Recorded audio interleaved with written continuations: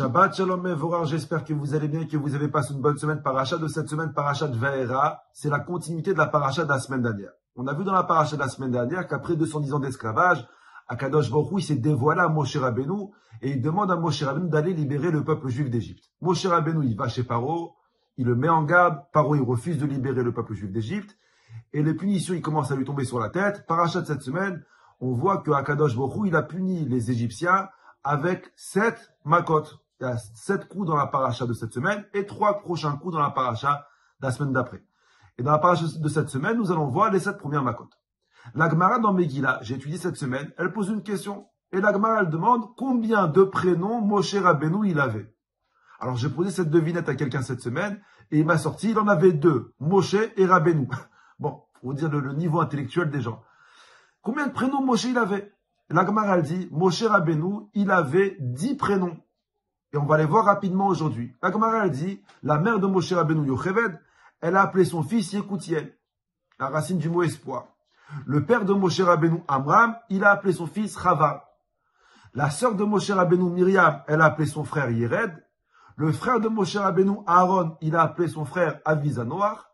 Le grand-père de Moshe Rabbeinu, Kehat, il a appelé son petit-fils Avigdor. Sa nourrice, elle a appelé Avisko. Les Hébreux, ils ont appelé Moshe Rabbeinu Shmaïa. Akadosh Baruch Hu, il a appelé Moshe Rabbeinu Tuvia. Les Lévim, ils ont appelé Moshe Rabbeinu Lévi. Et le 10e prénom, Batia, la fille de Paro, quand elle a adopté Moshe Rabbeinu, elle a appelé Moshe, Moshe. Et la Gemara, elle demande, sur les 10 prénoms que Moshe Rabbeinu, il a reçus, Miskin, il devait être complètement perturbé. Chacun, il appelle d'un prénom différent. Jamais il devait savoir comment on l'appelle, celui-là. Sur les 10 prénoms que Moshe Rabbeinu, il a reçus, quel prénom Akadosh Baruch Hu, il a retenu? Et la Gemara, elle dit, Akadosh Baruch Hu, il a dit,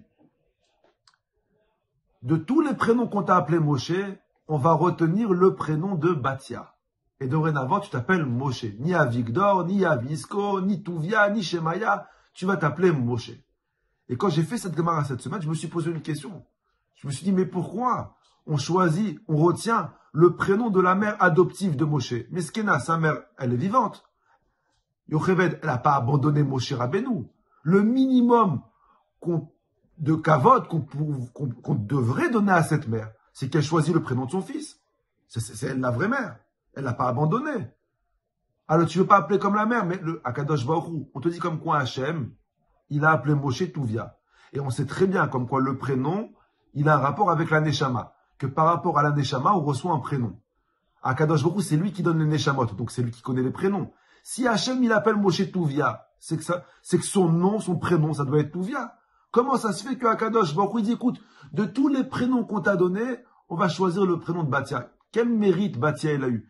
C'est que c'est écrit dans le Midrash que Batia, elle est montée vivante au ciel, elle est jamais morte. Quel mérite Batia elle a eu? Comment elle s'appelle? Batia, la fille de Paro, la fille d'Hachem. Batia, la fille de Dieu. Pourquoi on l'appelle la fille de Dieu? On sait comme quoi Yitro, dans quelques parachiotes, il s'est converti lui aussi. Et on ne l'a pas appelé le fils de Dieu. Qu'est-ce que Batia avait de spécial, de particulier? Que Hachem il appelle ma fille, qu'on retienne son prénom à elle. Et la réponse, elle est simple. Tu sais c'est quoi la différence qu'il y a entre Yitro et Batia? Les deux, c'est des convertis, c'est vrai. Mais quand c'est que Yitro, il a décidé de se convertir? Yitro, il a décidé de se convertir, il a rejoint les Juifs quand ils ont quitté l'Égypte. Quand l'esclavage, il était fini. Quand ils ont traversé la mer, quand les Égyptiens y sont morts. À ce moment-là, Yitro, il a décidé de se convertir. À la différence de Batia, elle s'est convertie quand les Juifs étaient au plus haut degré de souffrance. Batia, elle s'est convertie quand les Juifs ils étaient esclaves, quand les Juifs ils étaient persécutés, quand on noyait leurs enfants dans le Nil. À ce moment-là, Batia, elle a dit, moi, je veux faire partie de ce peuple. Moi, je veux leur Dieu comme Dieu. Quand Akadosh Baruch Hu, il a vu que Batia, elle a décidé de se rapprocher de lui, de s'attacher à lui. Dans le moment le plus difficile de la période des Juifs, Akadosh Baruch Hu a dit, Batia, avec toutes les difficultés, avec toutes les souffrances que mon peuple y vit, tu veux faire partie de mon peuple, alors tu mérites de choisir le prénom de Moshe Rabbeinu. Tu mérites que je t'appelle ma fille. Tu mérites de rentrer vivante au ciel.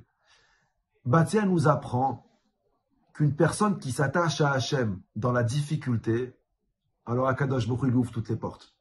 Béhémet, j'ai fait une Gemara cette semaine. Je vais vous lire la Gemara dans les mots. La Gemara dit comme ça. Toute personne qui étudie la Torah dans l'adversité, toute personne qui étudie la Torah, qui va à un cours, qui écoute un cours, qui fait des télim, qui s'efforce à se renforcer dans le judaïsme alors qu'il a des problèmes, la Gemara dit Tfilato Nishmaat, sa tfila, elle est écoutée automatiquement.